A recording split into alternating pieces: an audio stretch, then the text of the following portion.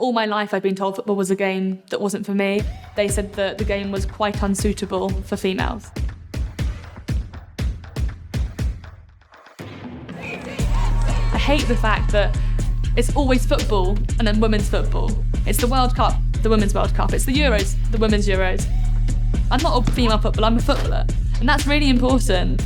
You'll be wearing kit, walking down the street, and people will jeer at you. And they'll find it almost a joke that you're wearing a football kit as someone who's not a man. It's time for change, and it's time for women's football to not be seen as secondary. We were banned from the game for 50 years. Between 1921 and 1971, women weren't allowed to play football.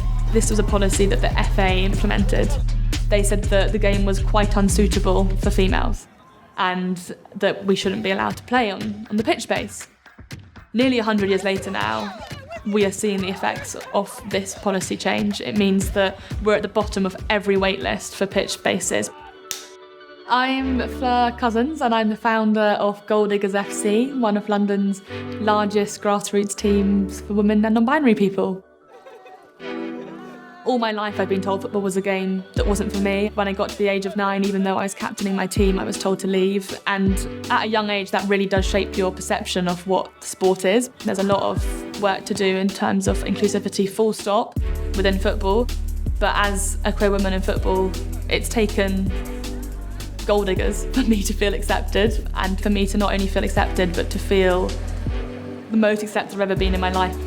So I started Gold Diggers to flip the script and to show that it's football's a sport for everyone. I kind of thought that like the job I did would define me, or I don't know, something else about me, the fact that I love wordplay, but it's become everything. One of the best things that happened last year was coach Chloe Morgan joined our team. Chloe Morgan's a professional player. At the time she joined Gold Diggers, she was Tottenham's #1 keeper. I kind of just said that I'd love some goalkeeping coaching experience, and she said, yeah, come down and take a session. So we were all starstruck, even being in her presence, let alone having her coach us. You think you kind of know a lot about equality, and then you actually start researching it and, you know, speaking to people and seeing what can be done. I mean, there's institutions who could take note, right? So like the FA could absolutely listen and watch and bring in the members of the committee to be like, this is how we did it, and use that model to start more.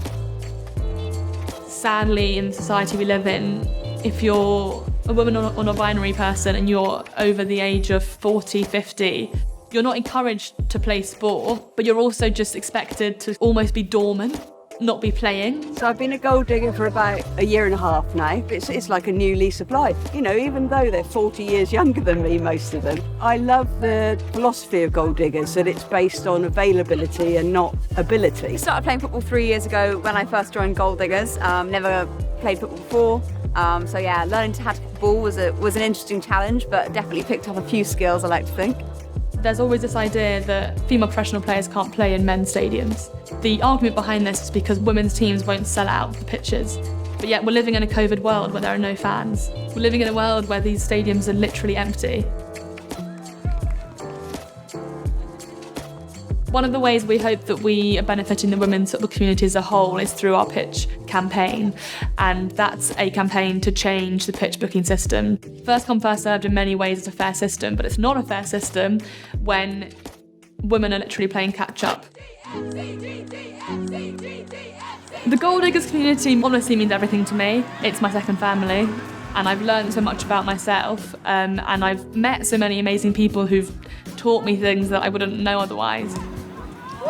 Football has helped show me that you shouldn't just take what you're given.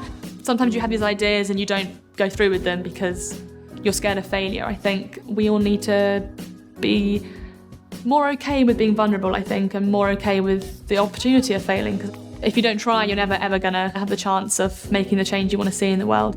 And there needs to be a world where it's not only tolerated but celebrated who you are.